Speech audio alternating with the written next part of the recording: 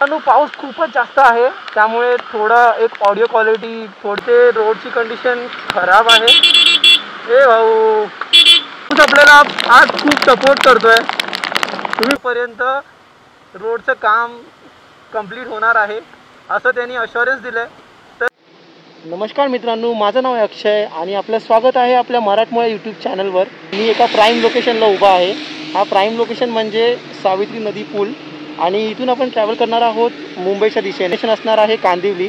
तर आपल्यासोबत एक स्पेशल व्यक्ती आहे, ती म्हणजे आपली बाईकला म्हणजे इंट्रोडक्शन म्हणून सांगतोय मी, आपल्या बाईकला परी म्हणून बोलतो। तर आपल्या परीच्याबद्दल मी बरेच काही गोष्टी शेअर करेन आपल्यासोबत। हा राईडमध्ये खूप मजा येणार आहे, कारण आज 20 जून आहे आणि आता पावसाचे दिवस आहेत। तुम्ही बघू शकता मी पूर्ण गेटअपमध्ये आहे। खूप पाऊस बहुतेक भेटेल पण। तर मी तुमच्याशी व्लॉग करताना बोलतो, तुम्ही व्लॉग बघत राहा। मित्रांनो, आता 6:10 झालेली आहेत आणि मी माणगाव बस डेपो जो आहे त्याच्या इथे आहे। पण आपला जो रोड डिस्टन्स आहे तो जवळजवळ 200 किलोमीटरचा आहे। खूप मजा येणार आहे, कारण पुढे तुम्ही बघू शकता पाऊस खूप भरलाय। की पावसामध्ये बाईक राईड करण्याची जी एक्साइटमेंट आहे ना, ती वेगळीच आहे। आणि इंटरेस्टिंग गोष्ट अशी आहे की जसं मी सांगितलं 6:10 झाले, त्यामुळे आपली राईड अर्धी राईड ऑलमोस्ट नाईट राईड होणार आहे।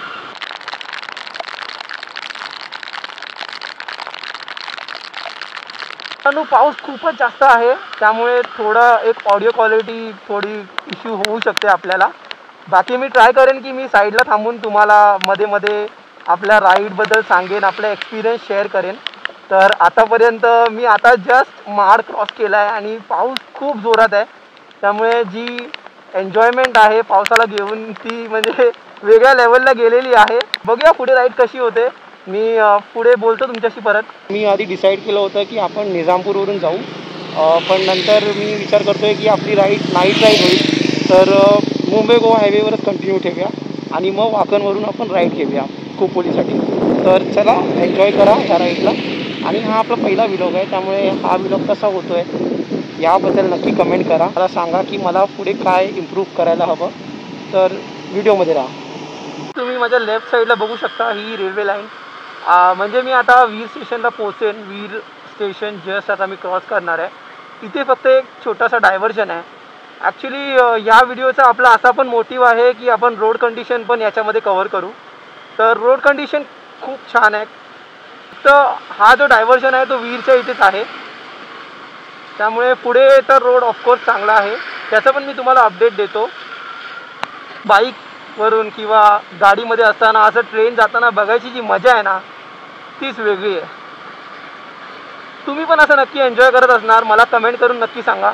अजून एक महत्त्वाची गोष्ट, मला अजून एक सांगा की तुमचं गाव कोणतं आहे। जर तुम्ही महाड किंवा कोकणातले असाल स्पेशली, तर तुमचं गाव कोणतं आहे मला नक्कीच कमेंट करून सांगा। आता मी जस्ट माणगावचा मार्केट क्रॉस केलं आहे आणि आपला प्रवास चालूच आहे। जसं मी तुम्हाला सांगितलं, आपण निजामपूरसाठी नाही गेलो, आपण मुंबई गोवा हायवेवर कंटिन्यू ठेवतोय राईड। तिथून आपण वाकणपर्यंत जाणार आहोत।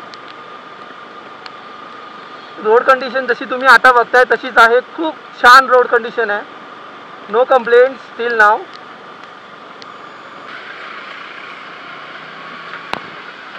ही रस्त्याची परिस्थिती कोलाडमध्ये आहे।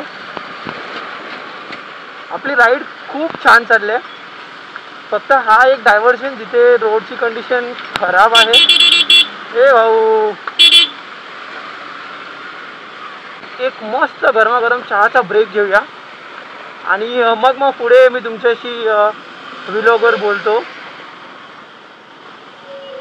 तर हा जो सरळ गेला आहे तो मुंबई गोवा हायवे, कसू आणि सरळ जो पनवेलला जाणार, पण आपण जाणार राईटला, कारण रोडची कंडिशन या हायवेला एवढी खास नाही आहे। माझा प्लॅन आहे की मी राईड एकदम कम्फर्टेबल करायला हवं, म्हणून मी राईड घेतो आहे। आणि वाकण जसं मी आता बोललो, एक मस्त चहाचा ब्रेक आणि मग पुढे। तर आपण मस्त गरमागरम एक चहा घेतलेला आहे, सॉरी एक नाही 2 घेतलेत। मी आता वाकण जस्ट क्रॉस केलं आहे आणि इथून आपण मधल्या रोडनी जाणार आहोत पालीवरून, जे बल्लारेश्वर गणपती मंदिर आहे तिथून, आणि खोपोलीवरून आपण मुंबई पुणे हायवे जो आहे, जो ओल्ड मुंबई पुणे हायवे आहे तो रूट, त्या रूटने जाणार आहोत। पाऊस आता तरी नाही आहे आणि जो वातावरण आहे तो खूप सुंदर आहे आणि मी एन्जॉय करतो ही राईड.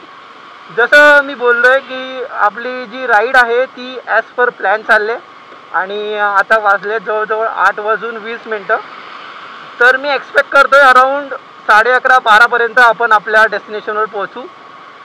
मुंबई गोवा हायवेची रोड कंडिशनबद्दल मी जर सांगायचं झालं तर एक अपडेट होता रिसेंटली जो होता पनवेलपासून ते इंदापूर या रोडपर्यंत. तर ह्या रोडची कंडिशन सध्या तुम्हाला माहिती आहे की काही इश्यूज चाललेले आपल्या मुंबई गोवा हायवेवर, ते आता क्लिअर झालेले आहेत आणि जी नवीन डेट आली आहे ती डिसेंबर 2024ची आलेली आहे आणि तोपर्यंत रोडचं काम कंप्लीट होणार आहे असं त्यांनी अश्युरन्स दिलं आहे. तर बघूया कसं होईल पुढे आणि आय होप की हा रोड लवकरात लवकर बनेल आणि आपण मस्त राईड करू या रोडवरून. हा माझा पहिला व्लॉग आहे.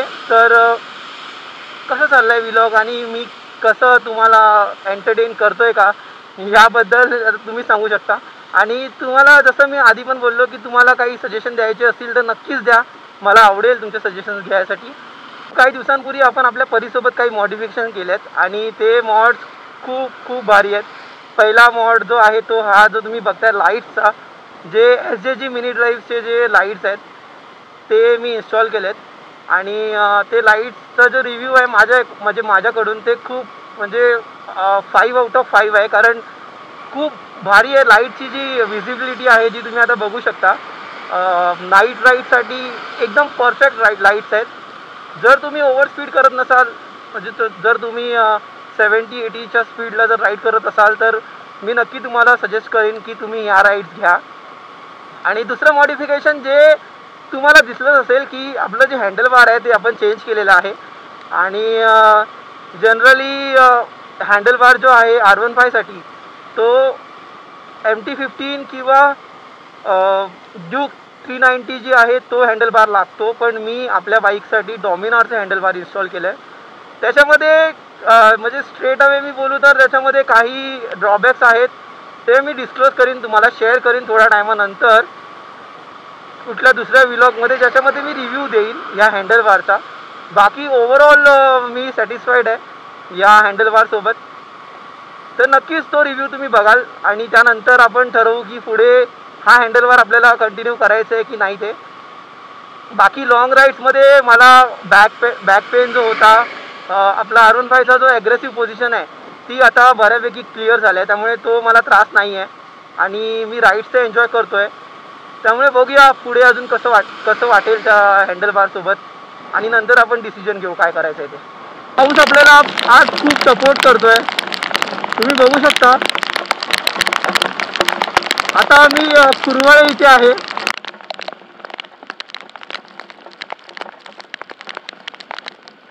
आपला जो ब्रेक आहे तो खूप जास्त झाला. ॲक्च्युली मी एक परली म्हणून गाव आहे खोपोलीपाली रोडवर तिथे होतो आणि पाऊस खूप जोरात आला, त्यामुळे मी एक हॉटेलच्या जवळ गाडी लावली आणि मी तिथेच थांबलो आणि मी जेवण तिथेच केला आणि ऑलमोस्ट अर्धा तास मी तिथे घालवला आणि आता 9:45 झालेत आणि मी आपल्या पुढच्या प्रवासाला सुरुवात केली आहे.